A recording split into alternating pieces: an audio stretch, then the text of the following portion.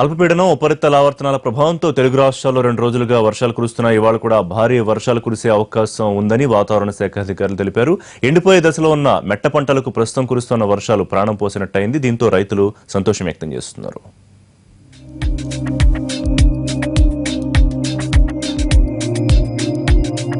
తెలుగు రాష్ట్రాల్లో వాతావరణం ఒక్కసారిగా మారిపోయింది.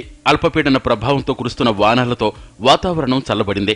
తెలంగాణలో మహబూబ్ నగర్, నల్గొండ జిల్లాలు తడిసి ముద్దవగా ఖమ్మం, కరీంనగర్, ఆదిలాబాద్, వరంగల్, నిజామాబాద్ జిల్లాల్లో ఓ మోస్తరు వర్షం కురిసింది.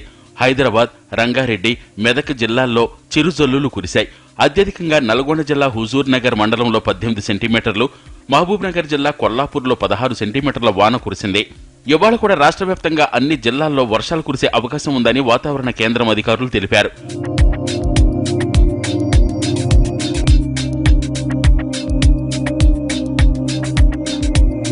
అటు ఏపీలోని పలు జిల్లాల్లోనూ మోస్తరు నుంచి భారీ వర్షాలు కురుస్తున్నాయి. కడప, కర్నూలు, గుంటూరు, ఒంగోలు జిల్లాలపై వరుణుడు కరుణ చూపాడు. పశ్చిమ గోదావరి జిల్లా ఏలూరులో 80 మిల్లీమీటర్లు, తాడేపల్లిగూడెంలో 70 మిల్లీమీటర్ల వర్షపాతం నమోదైంది. ఉంగుటూరు, భీమవరం, ఉండి, పోలవరం, జంగారెడ్డిగూడెం, చింతలపూడి, గోపాలపురం తదితర ప్రాంతాల్లో విస్తారంగా వర్షాలు కురిశాయి. పాలకొల్లు, దెందులూరు, తణుకు, నరసాపురం, ఆచంట ప్రాంతాల్లో జల్లులు పడ్డాయి.